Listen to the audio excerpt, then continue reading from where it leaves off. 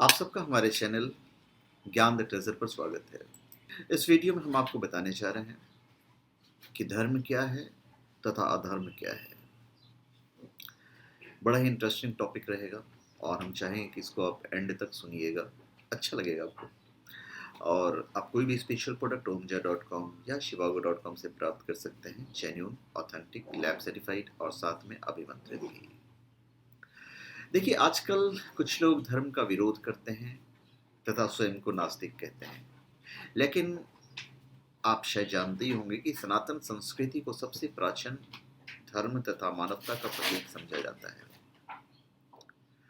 हिंदू धर्म शास्त्रों के अनुसार धर्म तथा अधर्म की व्याख्या क्या है, ये भली भांति बताया गया है। महाभारत की कथा आप लेंगे तो उस टाइम की बात हो या अभी की बात हो, ये दो शब्द धर्म और अधर्म कई अर्थों में इस्तेमाल होते हुए हम देखते हैं। महाभारत की पूरी कहानी दो मूलभूत पहलुओं के आसपास घूमती है, धर्म और अधर्म। धर्म और अधर्म को ज्यादातर लोग सही और गलत या अच्छे और बुरे के रूप में देखते हैं। धर्म और अधर्म को देखने के अलग अलग तरीके हैं। क्षत्रिय यानी योद्धा का अपना अलग धर्म होता है, ब्राह्मण यानी गुरु का धर्म कुछ और होता है।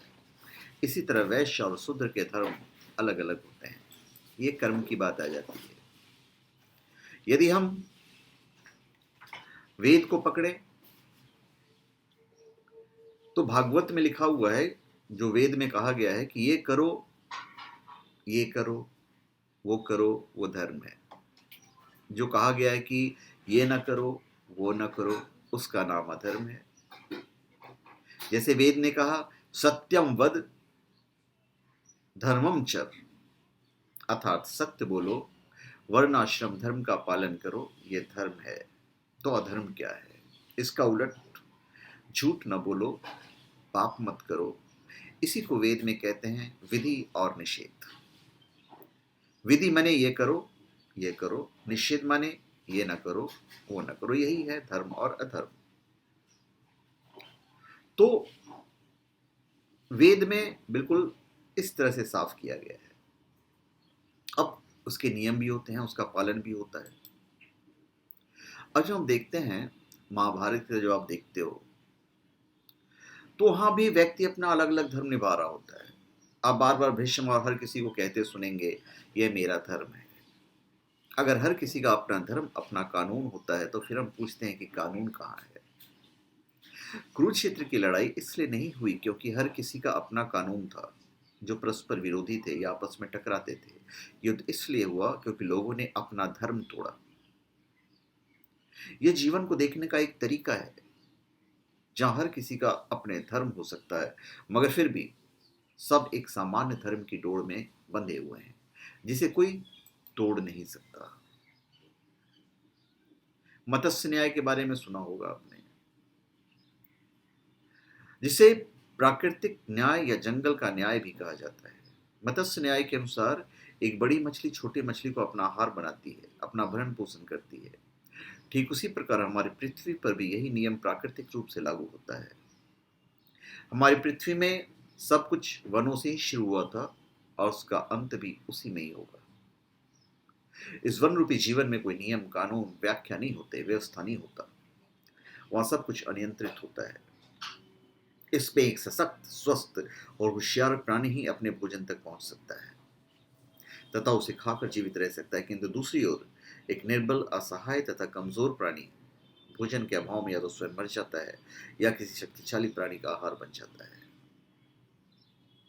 हिंदू वेदों और शास्त्रों में इसे मत्स्य न्याय कहा गया है, जिसमें शक्तिशाली जीवित रहता है और निर्बल मारा जाता है। अब इसी मत्स्य न्याय को समाप्त करने के लिए धर्म की स्थापना की गई है।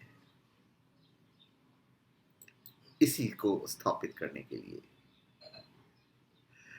अभी इस तरह से हर कोई आजादी के साथ अपना जीवन जी सकता है, मगर फिर भी एक दूसरे के साथ कोई टकराव नहीं होता।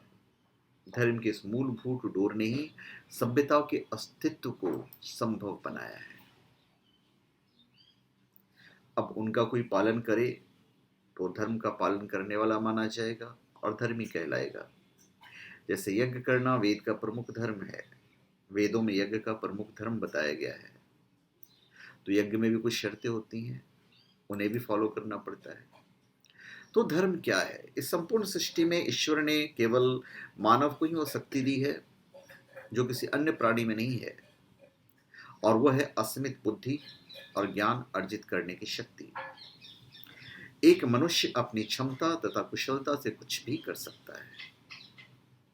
मानवों के द्वारा जंगलों को काटकर खेत, बस्तियां, नगर इत्यादि बनाए गए।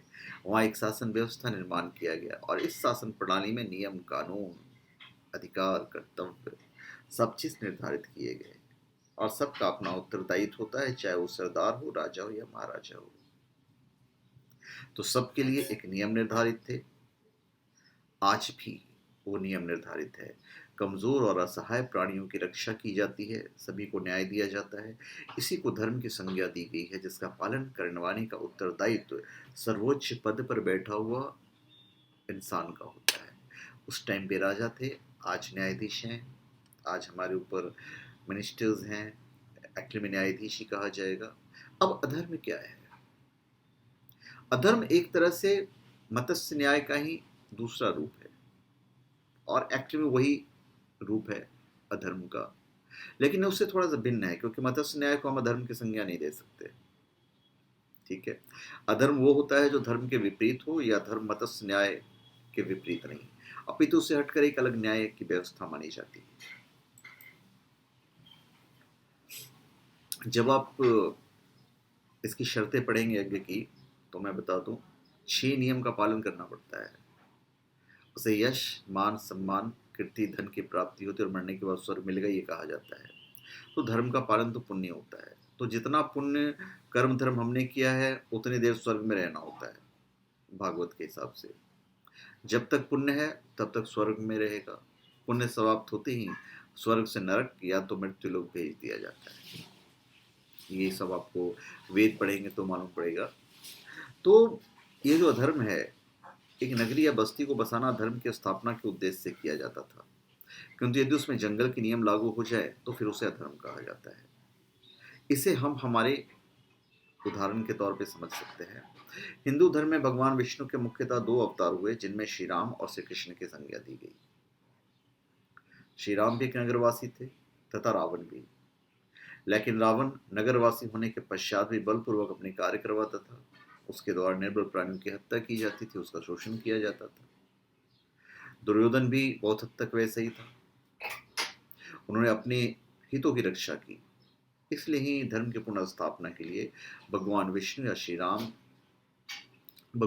श्री राम या फिर श्री कृष्ण के रूप में जन्म लिया तथा रावण और दुर्योधन रूपी अधर्मियों का नाश कर धर्म की पुनः स्थापना की, जहां प्राणियों के अधिकारों की रक्षा की जाती थी।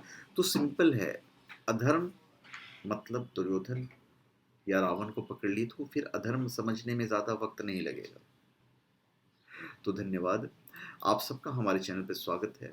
आप हमारे चैनल पर सब्सक्राइब करें और अपने कमेंट दीजिए। धन्यवाद।